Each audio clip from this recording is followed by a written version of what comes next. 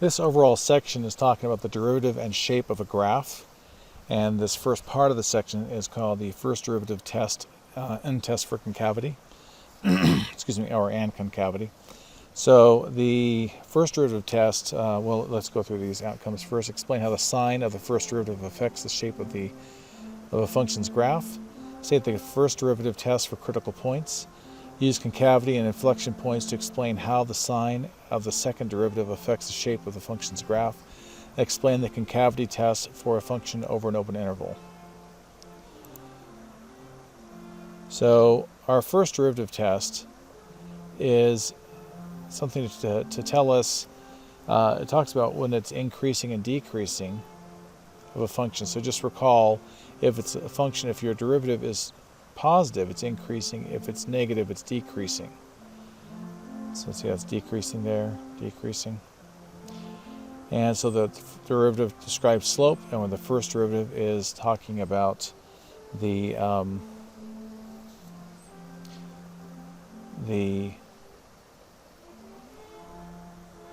slope of the curve at any given point. So our first derivative test says, suppose that f is a continuous function over the interval I containing the critical point C. If f is differentiable over I, except possibly at point C, then f of C satisfies one of the following descriptions. If f prime changes sign from positive when x is less than C to negative when x is greater than C, then f of C is the local minimum. So in that case, we're talking about, it goes from, change from positive to negative, then it's a local, I should say maximum, I misspoke there. So you get a high point. If, however, it's going to change from negative to positive, you have a local minimum. And if it's the same, on both parts, so either both negative or both positive, then it's going to be neither a local minimum nor maximum, or it could just be a horizontal line as well. So that's these are the points of the first derivative test. So I did want to come back here and talk about this graph a little bit, that just to remind you that this case here on the left, you have a positive slope, then a negative slope. It's going downhill, but the slopes at that point are not the same, therefore it's not, the derivative is not defined. Here you have a negative slope and then a positive slope, so you have a minimum. Here you have a positive slope, then a positive slope, so that doesn't change. So that's not a min or a max. And then you have a positive slope and a negative slope, so that's a maximum. So just to give a nice visual of what this is saying. So problem solving strategies. Using the first derivative test, consider a function f that is continuous over the interval I. Find all critical points f and divide the interval into smaller intervals using the critical points as endpoints. And then you're going to, with those intervals, you're going to find test values. So analyze the sign of f prime in each of the subintervals with test values. If f prime is continuous over the given subinterval, which is typically the case, then the sign of f prime in that subinterval does not change and therefore can be determined by choosing an arbitrary test point x in that subinterval by evaluating it at the sign of f prime at that point. So you're not worried about the value so much as just is it positive or negative. Use the sign analysis to determine whether f is increasing or decreasing over the interval. 3. Use the first derivative test and the results from step 2 to determine whether f has a local max or a local min or neither. So here's our first example. So this first problem says use the first derivative test to find the location of all local extrema for f of x equals x cubed minus 3x squared minus 9x minus 1. And we're talking local extrema, we're not talking, so there's end behavior where it goes up to infinity or down to negative infinity, but we're talking about the behavior towards the middle part of stuff where it gets to high points and low points, but it's not going to be the overall maximum or minimum necessarily. Okay, so for this one, the first thing we're going to do is find the first derivative. F prime of x is going to be 3x squared minus 6x minus 9. And so we can then factor that. I'll just factor a 3 out first. Then we have x squared minus 2x minus 3. And then that would be 3 times x minus 3 times x plus 1. So if we set those equal to 0, x minus 3 equals 0, means x equals 3. And x plus 1 equals 0 means x equals negative 1. So I'm going to slide this over a little bit and use that as other workspace. So our intervals for this are going to be from negative infinity to negative 1, from negative 1 to 3, and from 3 to infinity. And when I make my chart, so I make this chart, and you've probably seen the other problems I've done, especially when we're doing rational functions. So it's a similar chart, and there's probably other ways to do this. This is how I like to do this, so feel free to use something else if this is not meaningful for you. So I know that my values, if I don't need this long of lines, let's see here, make those a little bit shorter. Oh, wrong color. Sure doesn't, I'd like to go back to blue. Okay, so boom, boom, boom. And we have negative 1 as a point and 3 as a point. So a value smaller than negative 1 is something like negative 2. And between negative 1 and 3 is 0. And I recommend using 0 when you can. Bigger than 3 would be like 4. So those are test values from those respective intervals. And then I'm just going to put it here 3 times the x minus 3 for one of the factors, x plus 1 for the other. You don't have to do it that way. You could just do the whole polynomial. I think it's easier to do this way, but maybe not. Okay, if I put the negative 2 in here, the result is going to be something negative. With a negative in here, it's negative. So a negative times a negative is a positive. Put the 0 in there, it's negative, and then 0 in the next one is positive. A negative times a positive is a negative. Put the 4 in there, it's positive, and then it's positive, so it's positive. So this means it's increasing here, it's decreasing here, and it's increasing here. So this means that for negative 1, it's going up and then down. So f of negative 1 is a max. And then for the other one, it's going down then up. So f of negative 3 or positive 3 is a minimum.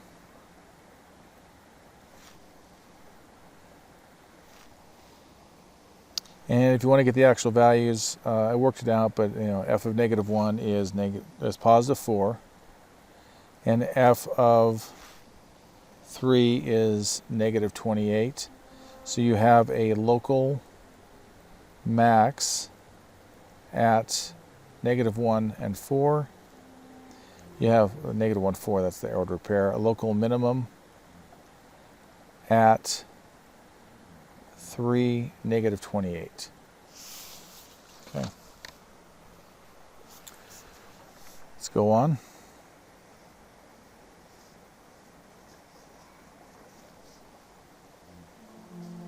Here's another one to look at.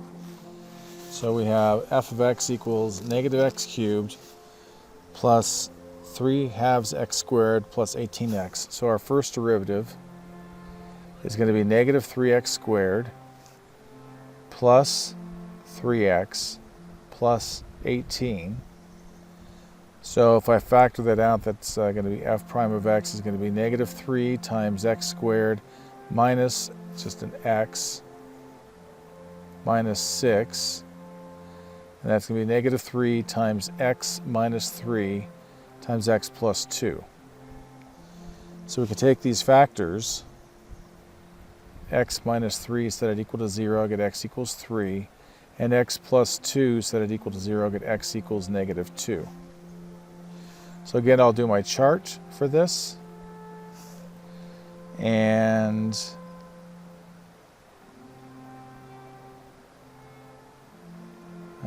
again, don't need to draw so long of lines. Here we are. So it was negative 2 and positive 3. So I'll pick some values like negative 3, 0, and 4. Those are my test values. So I'm going to have that. I can't throw away that -3, so I'm going to keep it -3 times x minus 3. Put it with the first one. It doesn't matter which one you put it with. And then just the x plus 2. So -3 times -3 minus 3 is, that's -3 times -6, so positive 18. -3 plus 2 is a negative, so this is a negative. Put a 0 in there. I'm going to get positive for this one, positive here, so it's positive.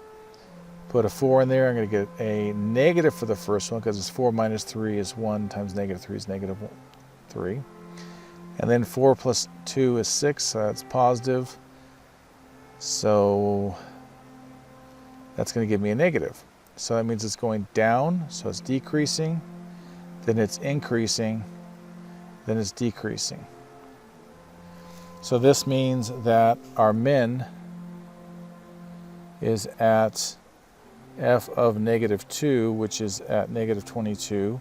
So at -2, comma, -22. And our local max, I should say local, is at f of 3, which is 40.5. So it's at 3, comma, 40.5. That's it. Okay, let's try another one. Use the first derivative test to find the location of all local extrema.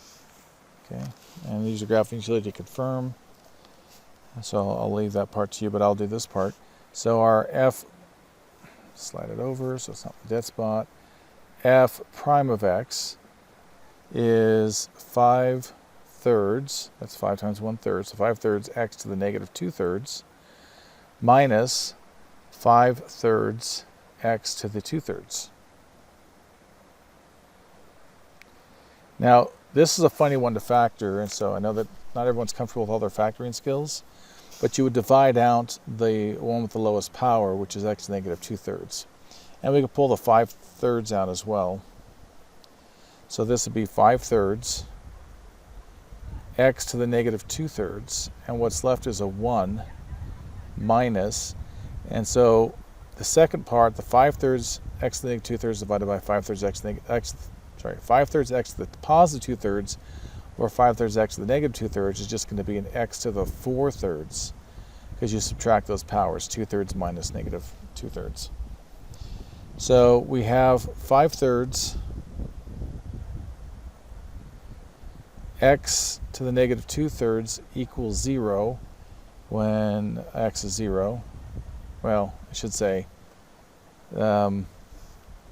x equals 0 is undefined. So that becomes a critical point. And then 1 minus x to the 4/3 equals 0 when x equals 1. I should actually say plus or minus 1. Okay, so we have 3 points here.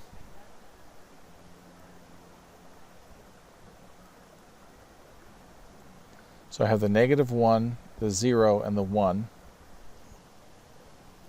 So we have 5x to the -2/3. We have 1 minus x to the 4/3. And we'll see what the result is. Okay, so -2 is a good point, -1/2, +1/2, and 2. So putting a -2 in there, so think of that as 5 over x to the 2/3, so that's going to be positive because it squares out the negative. Put the 2 in the next one, so 1 minus 2 to the 4/3, that's negative, so you get a negative. And then put the -1/2 in here. Again, for the first one, it squares down, so that's positive. For the second one, it's a -1/2 to the 4th power, to the 4/3 really. But that's going to make it, the 4th makes it positive, and then, it's going to end up being overall positive. So that's a positive. For the next one, the 1/2, that's going to be positive again, because the next two, in fact, are going to be positive up on top, because there's no way it's going to make it negative. The 1/2 down below is going to be positive still. or the 1/2, and the second one, 1 minus x to the 4/3. So that's positive. And then we have the 2. Now we have 1 minus 2 to the 4/3. Well, that's going to be a negative, so we get a negative there. So what we have is it decreases, then it increases, and then it stays increasing, and then it decreases. So we have for f of -1, which equals 4, or -4, is a local minimum. And then f of 1 is the other one that we have something happening. That's equal to,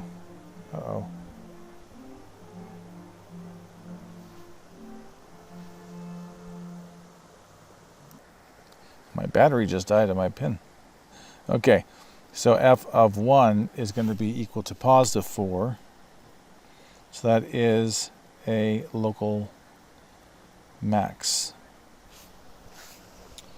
And that's it. Okay, let's try another one.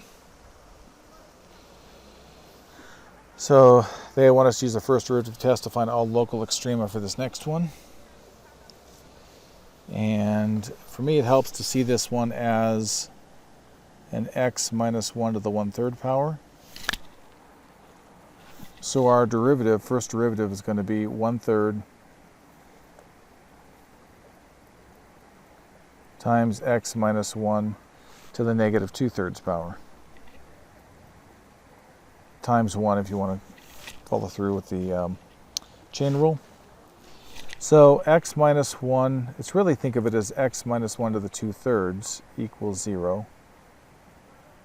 And so what we can do from that is cube both sides. So we'd have x minus 1 squared equals 0.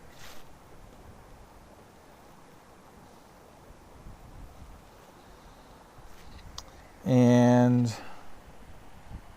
well, I guess it's just going to be an x minus 1 equals 0, so x equals 1. So we're only 0 here. I was thinking with a squared we have 2, but no, it's on the wrong side. Okay, so we have a 1 here. 0 is smaller, 2 is bigger. So we're looking at 1/3 times x minus 1 to the -2/3. If I put a 0 in there, that's going to be -1, so it's 1 over basically, -1 squared, or -1 to the 2/3, so that's positive. Put a 2 in there, it's going to be 1 over 1 to the 3 times 2/3, if you wanted the whole thing, that's positive. That means it's going up and it's going up. So there's no local extrema. Okay, next one did not print, so I will hand write it in. We have example 5, and it says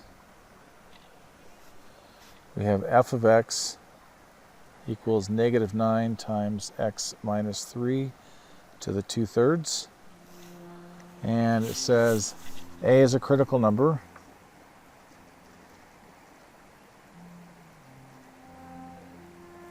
And then we have intervals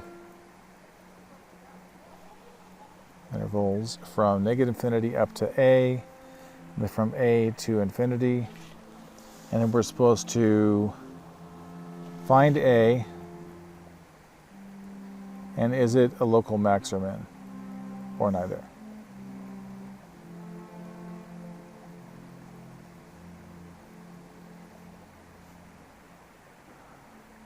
Okay, so if we look at f prime of x, f prime of x, we have -9 times 2/3 times x minus 3 to the -1/3 times 1. So that's going to be, looks like -6 times x minus 3 to the -1/3. So we have x minus 3 equals 0, so x equals 3. That means our a is 3 here. Now if we set up a table, we have that -6 times x minus 3 to the -1/3. We only have the one critical value of 3, so we can look at 0 and 4. If you put 0 in there, it's x minus 0. Sorry, 0 minus 3. Sorry about that. To the negative 1/3. That's going to still be negative times the negative 6, so it's positive. Put the 4 in there. 4 minus 3 is 1. To the 1/3 is positive, but times negative 6 is negative. So there it is. That means it's going from up to down. So this is a local maximum at f of 3. That's it. Okay. Let's try another one of these that didn't print. So here we have f of x equals negative 2x cubed plus 42x squared minus 240x plus 1. Our f prime of x is negative 6x squared plus 84x minus 240. So it seems really extreme, but you can factor a negative 6 out here, and you end up with x squared minus 14x plus 40 equals 0. Well, you're going to set that equal to 0. So it's negative 6 times, and that could be factored to be x minus 10 times x minus 4 equals 0. So x minus 10 equals 0 means x equals 10. X minus 4 equals 0 means x equals 4. So our intervals are going to be negative infinity to 4, and then from 4 to 10, and then from 10 to infinity. So what do we have here?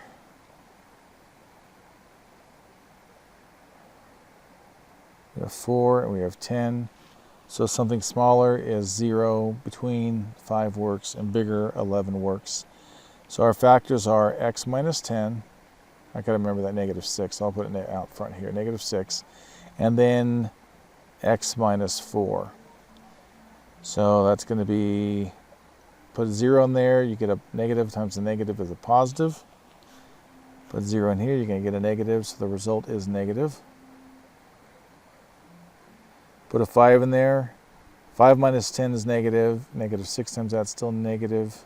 Times negative 6 times it's positive. 5 minus 4 is positive. So you get a positive. And then put the 11 in there. You're going to get a negative and a positive, so it's negative. So our minimum is going to be, so we are going down, then up, and then down. So decreasing, increasing, decreasing. Minimum is at f of 4, which is at negative 415. So the minimum is going to be at 4, comma, negative 415. Our maximum is at f of 10, so we get negative 199. So at 10, comma, negative 199. It's funny thing that 199 would be a local maximum because it's so negative. Okay, and that's it for that problem.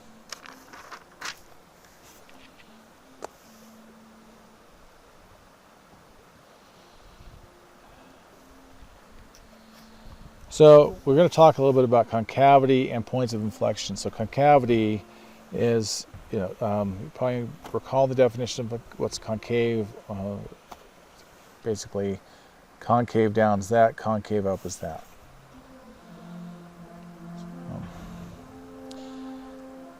So we're looking for times it's concave up or concave down. And if it's f prime is a decreasing function, well, it's going to depend. If it goes increasing to decreasing, then it's going to be a maximum, or local max, so it's concave up, down. If it's going down, then up, that's a minimum, so it's concave up.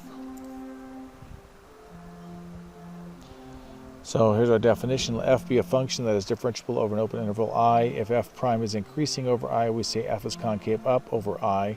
If f prime is decreasing over I, we say f is concave down over I. So here are some examples. These have positive slopes, so the derivative is positive, so it's concave up. Here's it's decreasing slope, so it's concave down. Here's another increase in slope, so it's getting less negative, so it's still concave up. So if you were to put together this one up here and this one down here, you know, A and C, you're going to end up with a shape like that.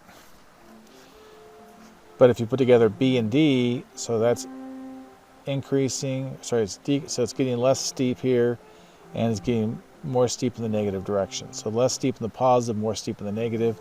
So it's doing this type of thing, that's concave down. So let's do test for concavity. This is a cool test. Let f be a function that is twice differentiable, so second derivative over the interval. The f double prime of x is positive. That means the second derivative is positive. That means that it is the change of slope is increasing. So that means you have a positive change of the slope. So a positive change of the slope is a case like this first one. It's getting less negative and more positive. So that's going to be concave up.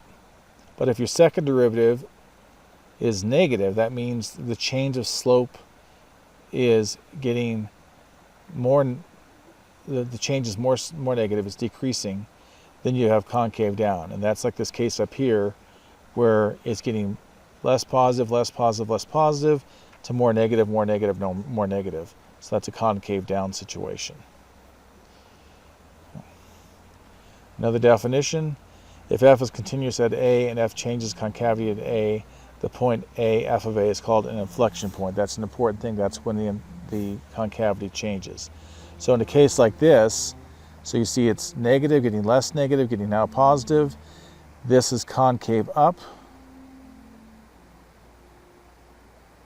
See, the second derivative would be positive because that slope is changing it in the positive direction. And then we see it's positive slope, getting less positive down to zero slope to negative.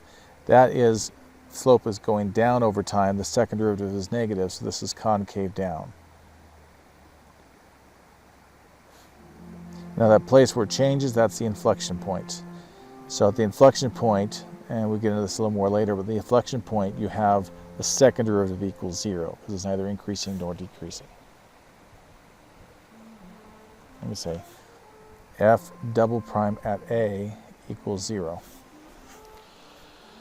Okay, so for the function f of x equals x cubed minus 6x squared plus 9x plus 30, determine all intervals f where f is concave up and all intervals where f is concave down, and list the inflection points. Okay, so we have our first derivative, f prime of x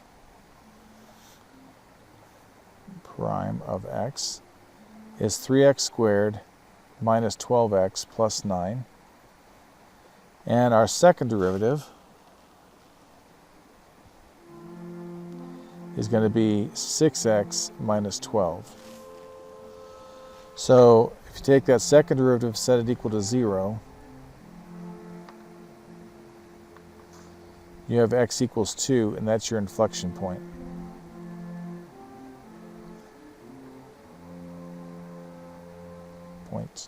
Okay. So that's where things are changing. So if we look at this in a table, we would have, so 2 is where things change. Testing, testing. I don't see any audio. Testing, testing. Yeah, there we go. Okay. Hope you guys have been hearing me. And I'll choose 0 and 3 as 2 points, test points.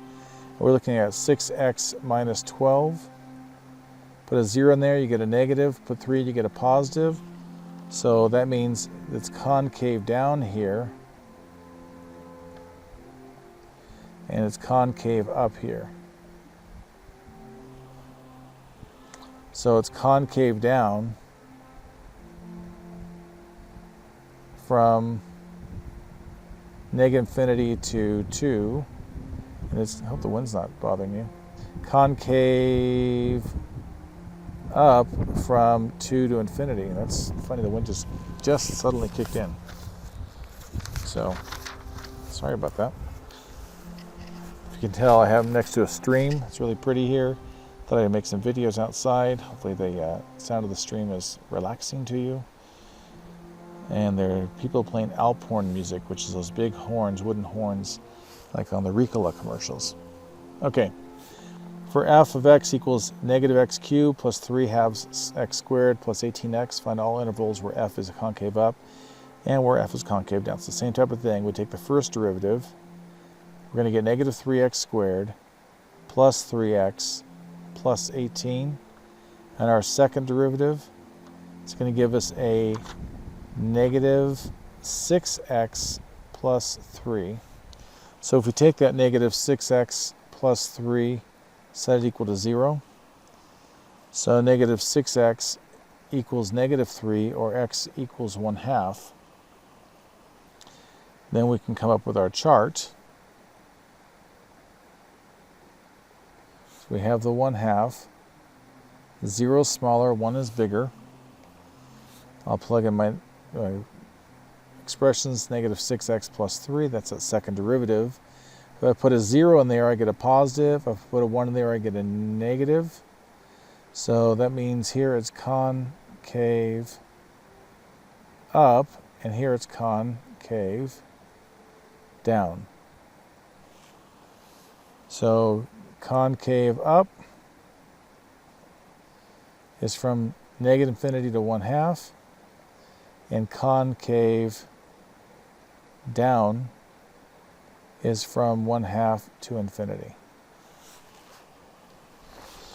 Okay, there's one last thing I want to share with you is this chart that they have here in the book.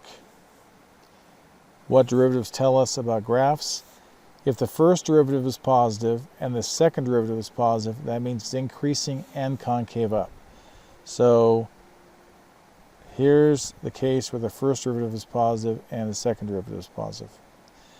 If the first derivative is positive and the second derivative is negative, so here we have first derivative positive, second derivative negative, and this is considered concave down because it's past this point. That's our inflection point.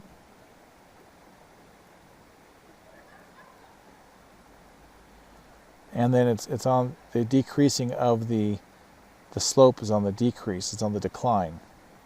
Third case, negative first derivative, positive second derivative. That's over here.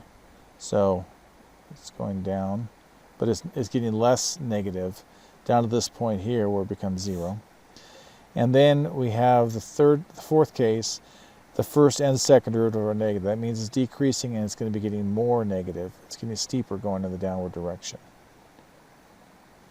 So just to help maybe explain what's going on there. Okay, hope this section gave you some ideas. We will move on to the next part we're going to do is the second derivative test.